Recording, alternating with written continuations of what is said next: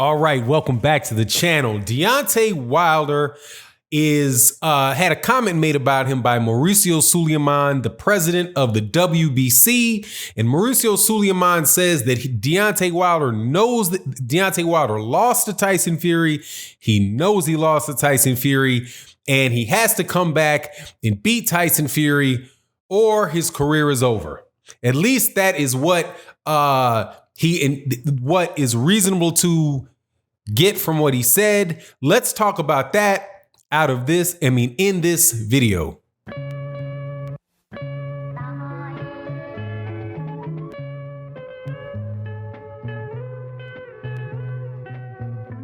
All right, welcome back to the channel. So this video, we're going to talk about Deontay, the Bronze Bomber Wilder, and Mauricio Suleiman, who is the president of the WBC.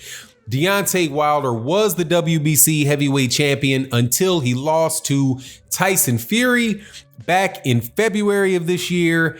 And Mauricio Suleiman has been the president of the WBC for a very long time. I know that before that, his father was also the president of the WBC. So it seems to be somewhat of a family business. But this is what Mauricio Suleiman had to say about Deontay Wilder. He was on an interview with, I think it might have been, I won't say the name of the podcast. I think it's a smaller podcast that Johnny Nelson hosts. But this is what he said. He talked about Deontay Wilder, and he said that Deontay Wilder was, that he lost to Tyson Fury, that he knows that he lost to Tyson Fury, and that Deontay Wilder needs to when he comes back, he needs to rest, get his head right, then come back and fight Tyson Fury, beat Tyson Fury. But if he doesn't beat Tyson Fury, then his career is over. He also gave a little bit of a confusing message, because in the middle of it, he mentioned how somebody can come back from a loss and one loss really doesn't matter, right? So I guess he's saying if you come back, that one loss doesn't matter. But if he comes back and loses to Tyson Fury again, then his career is over. Now, why would Mauricio Suleiman say something like that, right? Because first of all, that has never been the truth. Okay, Mike Tyson lost 2 times to Evander Holyfield. His career was not over. Now it was, I will tell you, on its last leg, because he fought some more fights, wound up getting in there with Lennox Lewis. And then when he lost to Lennox Lewis, he had a couple more fights, but he was really never, he really never did get back to where he was actually before he was when he lost to James Buster Douglas. But, the thing about Mauricio Suleiman, to me, the thing that stands out about Mauricio Suleiman to me and the WBC, especially if you look at how they have operated over the last, if you look at the moves that they've made in the last 2 years, a boxing commission, they're supposed to be about organizing, making sure that you have that you have an organized ranking system, that you have, that competitors, that the top fighters fight one another, and that we really do have an idea who the best fighter is, in a particular weight class. The WBC has been doing that for a very long time, because they're actually, of the 4 major championship belts, the WBA and the WBC are the oldest. The WBC actually came from the WBA, and the WBA came from what used to be called the NBA and the National Boxing Association. And during the early portions of during the NBA and during the early portions of the WBA and the WBC, they pretty much kept one champion for both of the sanctioning bodies. And I think that stayed that way, for about 10 years, 15 years, up until like the mid 1970s, where I think maybe the heavyweight division the champions might have gotten split off. But, they are a very well established boxing commission.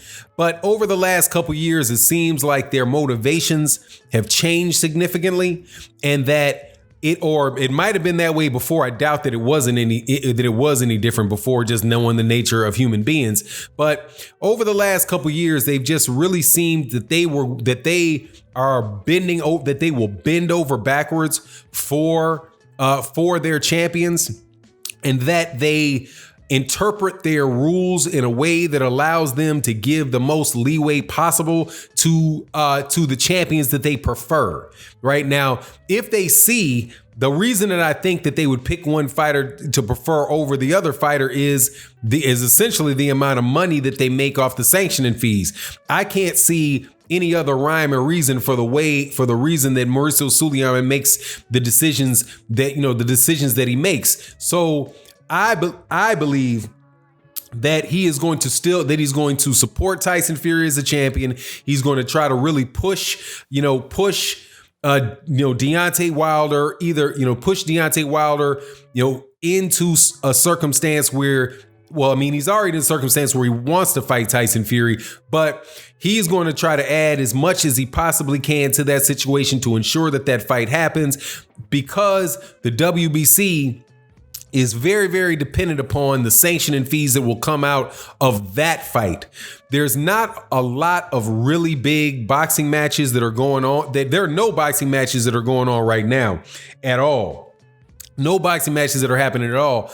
But of the ones that are going to be that are the big fights that are going to be coming down, that's the only fight, the Tyson Fury Deontay Wilder fight, where the WBC is going to get, of a mega fight, the WBC is going to get 100% of those sanctioning fees for, because there are no other sanctioning bodies that are involved with it. It's their sole promotion. There's not going to be a WBA belt in there, or IBO, WBO, or an IB or a WBA belt in there. I think I said IBO. Please excuse me. IBF, WBA, or WBO's in there. So, this is a really, really big fight for him. And it seems to me as if he's trying to walk the lines in between, encouraging Deontay Wilder. Seems like he's encouraging Deontay Wilder, but he's saying, look, man, if you lose again, that's a wrap for you, and we're going to move on, or we're going to start trying to push the Dillian Whyte Tyson Fury fight. So, it just really seems to me that his stance is, it's self-interest, number one. And also, I think when he's saying that his career is over if he loses again, I think he means his career is over within the WBC, because then he will not be a favorite fighter for the WBC. He won't be a big money, he won't be considered, one of the top heavyweights in the world again. And the WBC would plan to write him off, and I think that's a reasonable interpretation of it, because that's what they do. That's what they do to smaller fighters that they don't believe can bring in a lot of money. They will absolutely trash their own belt, like the WBC 160-pound belt and the WBC 135-pound belt, to protect fighters that they consider to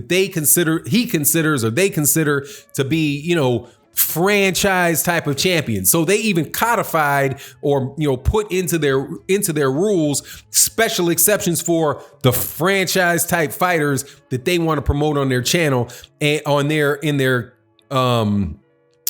in their commission by their organization. And if Deontay Wilder loses again, WBC is going to write him off. He's probably not going to get championship shots. It's going to be tough for him to get high in their rankings. All of that because, his fight's not going to bring the money that it did before.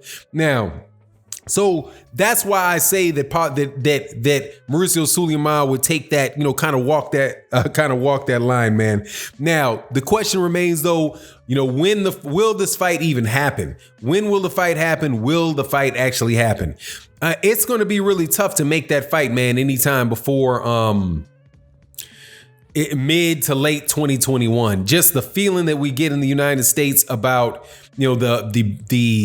this virus that's going around, and the fact that a lot of businesses are closed down. You're now starting to see some states like Georgia, Georgia and Texas. Georgia is opening up slowly. Texas is beginning to open up slowly. But Nevada, where the big money spot for the fights in the United States, they're not sure when they're going to open back up for business, or when they're going to have, when they're going to have be a situation where they can get 15, 16, 17,000 people in the same place. So, the fight itself, it's a really tough situation for the fight.